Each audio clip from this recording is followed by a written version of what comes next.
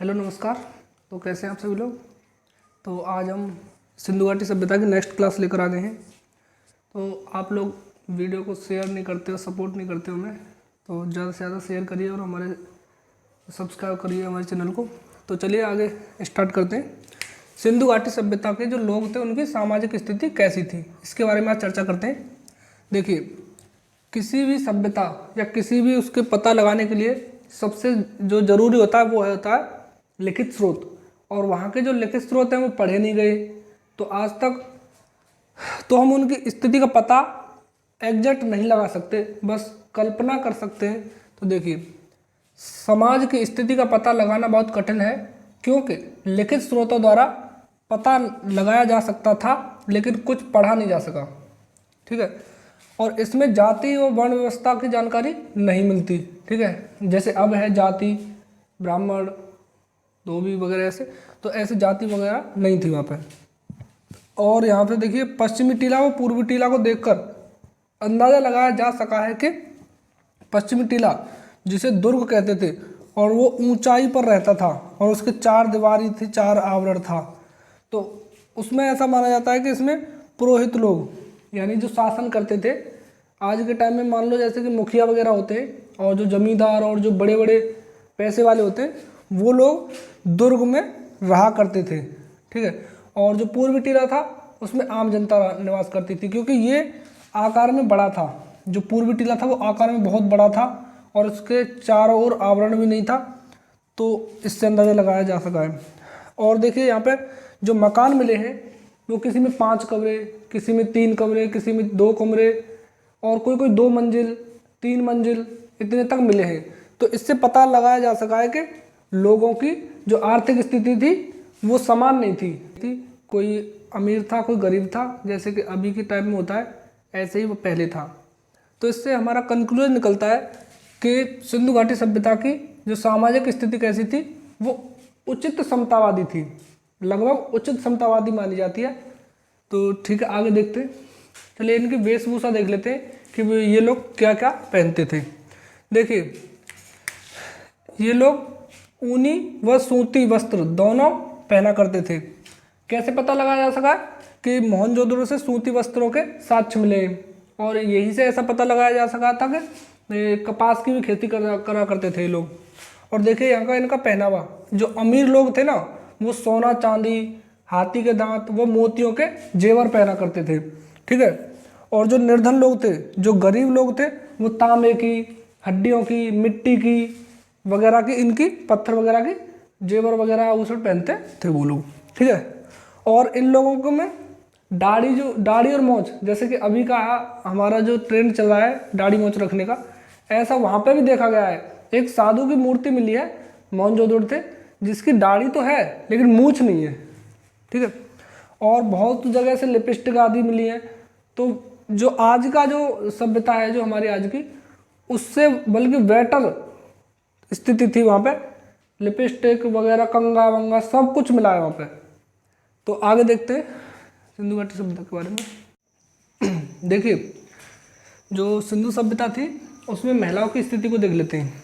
देखिए, किसी भी सभ्यता में अगर अधिक मात्रा में जिसकी मूर्ति मिल रही है तो सभ्यता उसी का राज होगा। जैसे कि अब अगर हमारी आज की सभ्यता जो चल रही है ये दब जाए नीचे, और करोड़ों साल, हजारों साल बाद अगर किसी को उत्खनन कोई करे और ऐसे ही जैसे सिंधु सभ्यता का कराए, तो उसको सबसे ज़्यादा मूर्तियाँ मिलेंगी। गांधी की मूर्तियाँ, मोदी की मूर्तियाँ, हीरोज़ की मूर्तियाँ, ज़्यादातर जो लीडर हैं उनकी। तो उसमें पता लगाया जा सकता है फिर कि उसमें पितृसत्तात्मक था समाज वो। तो इसमें क्या हुआ कि जो उत्खनन हुए उसमें जो महिलाएं थी उनकी मूर्तियाँ सबसे ज़्यादा मिली। तो इससे स्पष्ट था कि मातृसत्तात्मक समाज हुआ करता था। मातृसत्तात्मक मतलब कि माताओं की चलती थी, परिवार में माताओं की मानते थे, और इसी को मातृसत्तात्मक कहते हैं। जैसे कि आज के समय में पिता ही डिसीजन लेता है, हर घर में, हर परिवार में पिता की ही चलती है, समाज भी पितृसत्तात्मक है। तो पहले मातृसत्तात्मक था। ठीक है, उदाहरण के लिए हड़प्पा से जो मूर्ति मिली है स्त्री की, जो गर्भ से पौधा उग रहा है वो दिखाया गया है उसमें, ये इसका उदाहरण है। और इसमें ऐसे सती प्रथा के थोड़े से साक्ष्य मिले हैं, जैसे कि एक साथ 2 शव मिले थे जिसमें स्त्री और पुरुष दोनों की शव थे। ऐसा है, पर ये स्पष्ट नहीं है ये कि हुई, ऐसा माना जाता है, इतिहासकारों ने माना है ऐसा कि शायद हो, लेकिन ये कोई 100% गारंटी नहीं है इसकी। और इसमें बहुविवाह और पर्दा प्रथा भी नहीं होगी, क्योंकि मात्र सत्तात्मक था तो पर्दा प्रथा भी नहीं होगी और बहुविवाह भी नहीं होगा। तो चलिए आगे देखते हैं। देखिए सिंधु घाटी सभ्यता के जो लोग थे वो खान पान कैसा रखते थे इसके बारे में देख लेते हैं। देखिए यहाँ के लोग शाकाहारी व मांसाहारी दोनों थे। कैसे पता लगा? देखिए हड़प्पा से गेहूं जौ के साक्ष्य मिले हैं, कालीबंगा से चावल सरसों के साक्ष्य मिले हैं, लोथल से और रंगपुर से धान के, लोथल से बाजरा के, और भी बहुत सारी जगहों से बहुत सारे साक्ष्य मिले हैं जिससे पता लगाया जा सका है कि वो लोग शाकाहारी थे। ठीक है, और मांसाहारी कैसे थे? मांसाहारी का पता लगाया जा सका है। देखो सनौली एक जगह है, वहाँ पे आधे जले मांस के, जो जानवरों के मांस थे, जानवरों के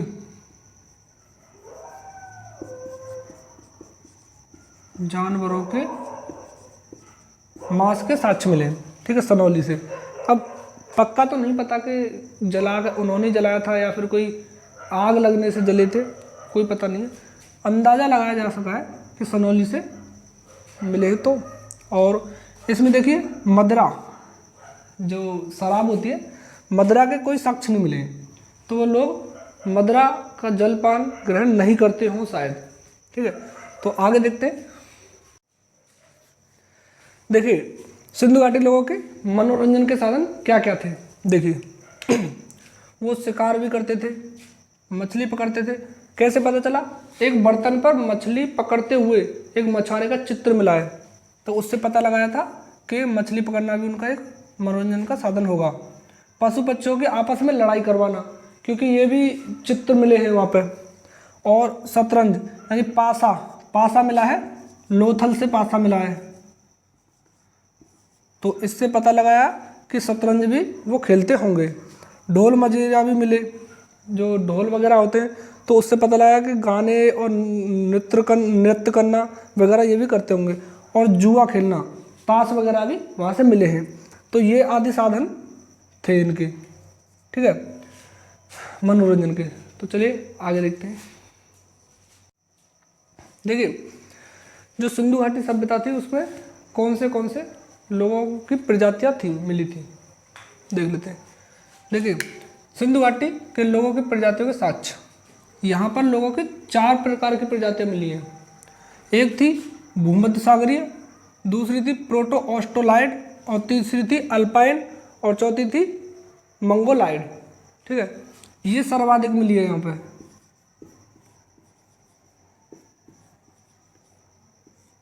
इस प्रजाति के सर्वाधिक साक्ष्य मिले, सर्वाधिक अस्थिपंजर मिले इसके, भूमध्य सागरीय के। ठीक है, तो आगे देखते हैं। देखिए सिंधु घाटी सभ्यता के धार्मिक स्थिति को देख लेते हैं कि वहाँ पे धार्मिक स्थिति कैसी थी। तो देखिए लिपि को पढ़ा ना जा सका, तो इसके कारण हम उनकी धार्मिक स्थिति के बारे में पता लगाना बिल्कुल असंभव है। और जैसे अभी के उसमें है पुनर्जन्म आदि और आत्मा वगैरह, उसके बारे में कोई जानकारी नहीं मिलती यहाँ से। यहाँ पे मातृ देवी की मूर्ति मिली है, पशुपति की मिली है, और वृषभ यानी एक सींग वाला बैल, उसकी सबसे ज़्यादा मूर्तियाँ मोहरों पे चित्रण मिला है। तो इन्हीं की पूजा के साक्ष्य मिले हैं वहाँ पे। और एक बहुत बड़ा विशाल स्नानागार मिला है। तो स्नानागार यह इंगित करता है कि कोई सामूहिक कार्य या फिर सामूहिक कोई महोत्सव के दौरान वो सारे लोग सामूहिक तौर पर उसमें स्नान करते होंगे और पूजा पाठ वगैरह करते होंगे, ऐसा माना जाता है। और यहाँ पे साक्ष्य मिले वृक्ष पूजा के, जल पूजा के, अग्नि पूजा के, यानी वो लोग प्रकृति की पूजा ज़्यादा करते थे। वहाँ पे मंदिर वगैरह पत्थरों की पूजा नहीं होती थी, जो कि आज के टाइम में अंधविश्वास है। तो चलिए आगे देखते हैं। देखिए सिंधु घाटी सभ्यता की आर्थिक स्थिति को देख लेते हैं कि किस पर टिकी थी, किस पर निर्भर थी वो। देखिए सिंधु घाटी सभ्यता यह एक नदी सभ्यता थी, और नदी सभ्यता यानी सिंधु घाटी नदी और उनकी जो सहायक नदी थी उनके आसपास थी। तो वहाँ का जो क्षेत्र है वो मैदानी भाग है, और मैदानी भाग में भी जो मिट्टी थी वो जलोढ़ मिट्टी थी, और जलोढ़ मिट्टी सबसे ज़्यादा उपजाऊ मानी जाती है। तो वहाँ पे देखिए कृषि सबसे मुख्य थी इनकी, क्योंकि वहाँ पे जलोढ़ मिट्टी में कृषि बहुत अच्छी किस्म की होती है, बहुत अच्छी मात्रा में। तो यहाँ की ज़मीन बहुत उपजाऊ थी। तो यहाँ के लोग मुख्यतः 9 फसलों का ज्ञान रखते थे जो कि ओवरऑल में मिली है। वो है देखो गेहूँ, जौ, कपास, राई, तिल, सरसों, तरबूज, खरबूज और मटर। ये 9 फसल थी जो मुख्यतः हर एक में मिली है। और इनके अलावा कुछ स्थानीय फसल भी थी। स्थानीय मतलब कि कहीं कहीं मिली है, जैसे कि लोथल से मिला बाजरा, रंगपुर से धान की जो पराली होती है उसका भूसा मिला, और बनवाली से ज्वार और अच्छी किस्म का जौ मिला, अच्छी किस्म का जौ मिला। ठीक है, तो इनकी ये आर्थिक स्थिति का मुख्य स्रोत था।